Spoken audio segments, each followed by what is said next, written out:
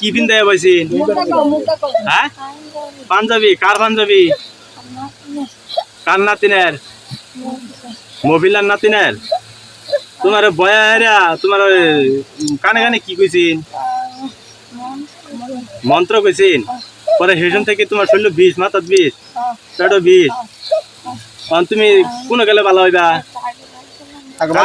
তুমি কার বাদ গেলে মহিলার বাদ গেলে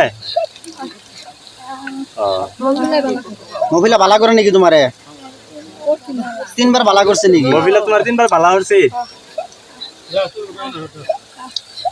অন কি ক এখন বালা করতো না কোন বিষ দাও নি কোন বিষ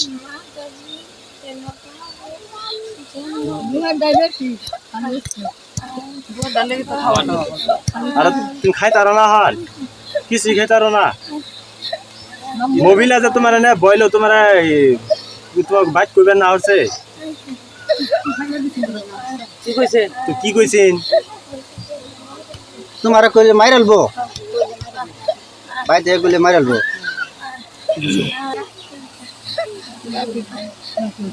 তোর গাকে দেখা হয়েছিল ওষুধ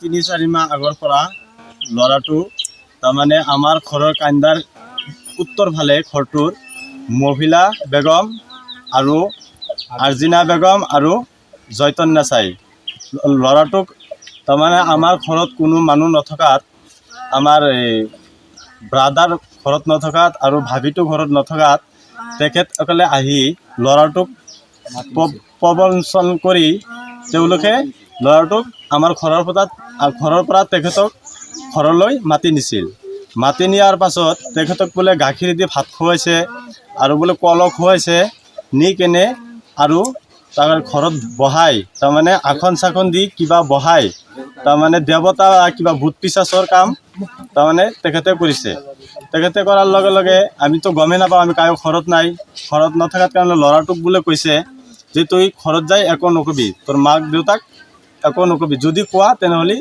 তোক মাৰি ফেলিম ল'ৰাটোৰ বয়স হ'ল 13 বছৰ তেখেত ক্লাছ আৰু মাদ্ৰাছাতো পঢ়ি আছে এনেকুৱাকৈ হৈছে হোৱাৰ পাছত আমি ঘৰত আহিলোঁ অহাৰ পাছত তেখেতে একো নকোৱাৰ পাছত মোটামুটি 15 দিনমান আগত তেখেতসকলে আৰু এই ল'ৰাটোক ঘৰৰ পৰা মাতি নি বহাইছে আসন চাখন দি তাৰমানে ভূত পিশাচৰ তাৰমানে ধূপ মম আৰু কল গাখীৰ এইবিলাক দি তাৰমানে কিবা এটা আসন বহাই তেখেতে এই ল'ৰাটোক নি বহাই তাৰমানে মহিলাই যি ওজাৰ কাম কৰে সেই ওজা মানুহটোৱে তেখেতক পানী পৰি কিবা মন্ত্ৰ পৰি তেখেতৰ চকুত ছিটাই দিয়ে আৰু তাৰ কাণত কিবা কৈ দিয়াৰ লগে লগে তাৰ বোলে ভৰি দি আৰু মাথাত মূৰত আৰু গলত কিবা এটা গৰম হাৱা উঠিছে গৰম হাৱা উঠাৰ লগে লগে তাৰমানে কান্দি আছে কান্দি থকাতে আমিতো গমেই নাপাওঁ আমাৰ ঘৰৰ কান্দাৰ মানুহ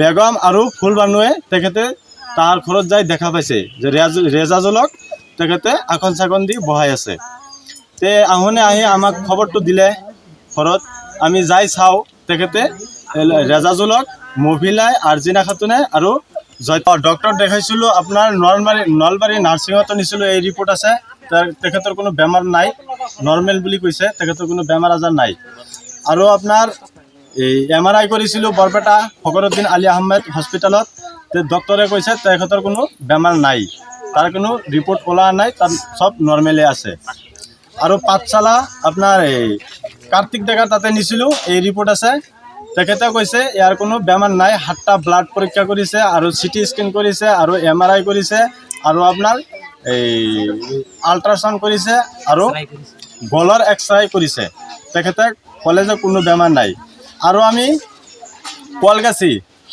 হাস্পাতালত লৈ গৈছিলোঁ তাতেও পৰীক্ষা নিৰীক্ষা কৰিছোঁ ডক্টৰে কৈছে তেখেতৰ কোনো বেমাৰ নাই ৰিপৰ্ট সব নৰ্মেলে আহিছে তাৰ পৰা গুৱাহাটীত ডাক্তৰ আহে বিষৰ বাবে আহাতে আমি ল'ৰাটোক ৰেজাজুলক নি দেখালোঁ তেখেতে পৰীক্ষা নিৰীক্ষা কৰি ক'লে যে ৰেজাজুলৰ কোনো বেমাৰ নাই তেওঁ সম্পূৰ্ণ ৰোগমুক্ত কিন্তু তেখেতে ক'লে যে ইয়াৰ কোনো বিষ যে হৈছে ইয়াৰ কোনো বেমাৰ দেখা নাপাওঁ আমি, ইয়াৰ কোনো ৰিপৰ্টটো চব অ'কে আছে।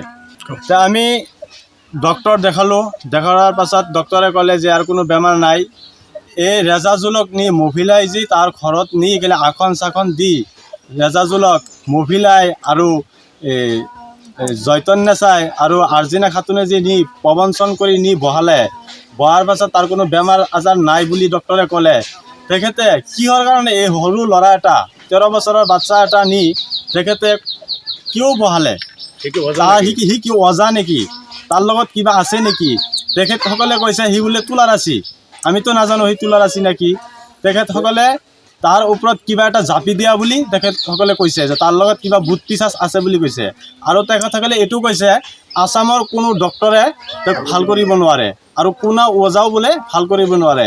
পাছত আমি ক'লোঁ তেনেহ'লে তুমি ভাল কৰি দিয়া। কোনে কৈছে এইটো? তেখেত কৈছে মহিলাই আৰু আৰ্জিনাই। কোৱাৰ লগে লগে আমি ৰাইজৰ মানুহক ক'লোঁ তাৰ ঘৰত বোলে আৰু এটা বক্ৰিগুৰিৰ পৰা কিবা এটা ওজা আহে। 2-3 দিনমান আহিছে, আমিও লগ পাইছোঁ তেখেতক বৰৈতলিৰ পৰা। তে আহি তাৰ ঘৰত বোলে কিবা চিকিৎসা কৰে আৰু তেখেত বৰৈতলিৰ ল'ৰা ওজাইটো বোলে তাক কিবা শিকাইছেও।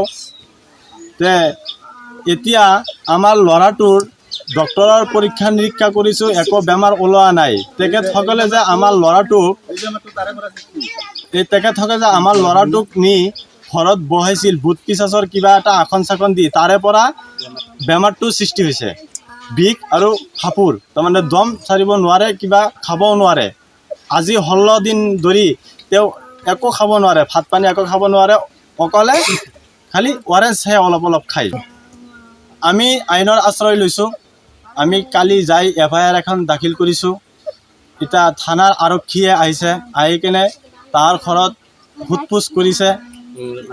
এতিয়া মানুহ তেখেতসকলে ঘৰত নাছিল, পলাইছে, পুলিচ অহা বুলি গম পাই। ঘৰত কায়ো নাছিল, নাথকাৰ কাৰণে তেখেতসকলে একো সোধ-পোছ কৰিব পৰা নাই। এতিয়া আইনে আৰক্ষীয়ে কি ব্যৱস্থা লয় সেইটোৱে চাই আছোঁ আমি। এইটোৱে নিবেদন যে এই কালপিতসকলক, এই ওজাক, মহিলা ওজাক, তাক বিহিত ব্যৱস্থা কৰিব লাগে আৰু আইনৰ আওতাত আনিব লাগি তাক সোধ-পোছ কৰি এই তদন্তটো কৰিব লাগে। ইয়াৰ ভিতৰত কি ৰহস্য লুকাই আছে, ক'ৰ পৰা ওজা শিকিছে, ক'ৰ পৰা কি কৰি আছে। এই ল'ৰাটোক এতিয়া ভাতে খাব নোৱাৰে, একো খাব নোৱাৰে। এতিয়া মৰিম বুলি আছে, তেওঁ একো খাব নোৱাৰে।